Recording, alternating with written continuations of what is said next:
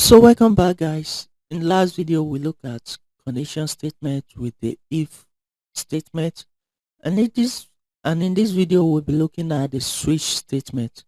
Now the reason why we want to look at the switch statement is because what if we have a long condition that we need to check against, whereby we have a condition about 10 conditions that we want to check against, and we don't want to be writing if statement for each of these conditions. That's why the switch statement comes in. So for example, we have a variable called age is equal to 5, and don't let us use integer for now. Let's just use a string. So this will be read. Now to use the switch statement is actually easy. Now we just need to bring the switch, and this has already scaffold a template for us that we can use, and this we have the color. Now we can now say if the color is red, we put in red here. If the color is red, we can say the color is red.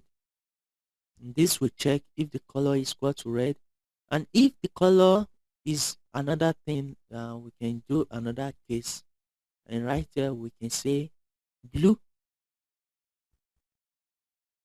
and right here we can say the color is blue, and we need to break this code right here. And the same thing, we can do the same thing right for green and yellow. So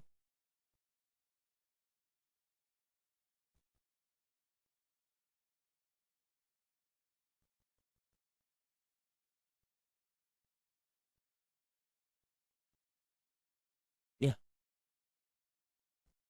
so we can say if the color is green, and if the color is yellow,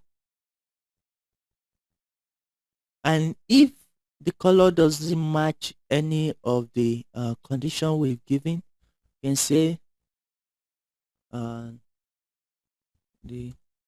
color is neither, should be neither. So we can say the color is not red, blue, green, or yellow. So this default is actually catching all these if all the conditions that we've given it here fails. So hopefully this makes sense to you, and if we should go over and preview this, we're not getting anything, and let's just see that we need to echo this out. So let's just echo all this out.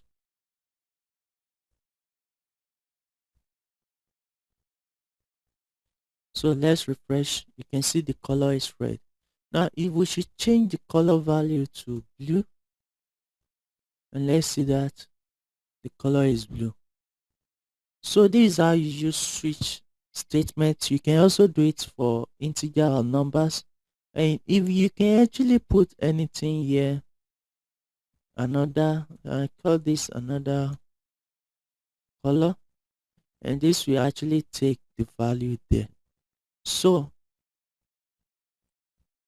if none of the arguments match, let's just say blue, yellow. I don't know if there is a color called blue, yellow, and let's just refresh this, and the color is not red, blue, green, or yellow. So this is how you use a switch statement, and hopefully this makes sense to you, and I'll see you in the next video.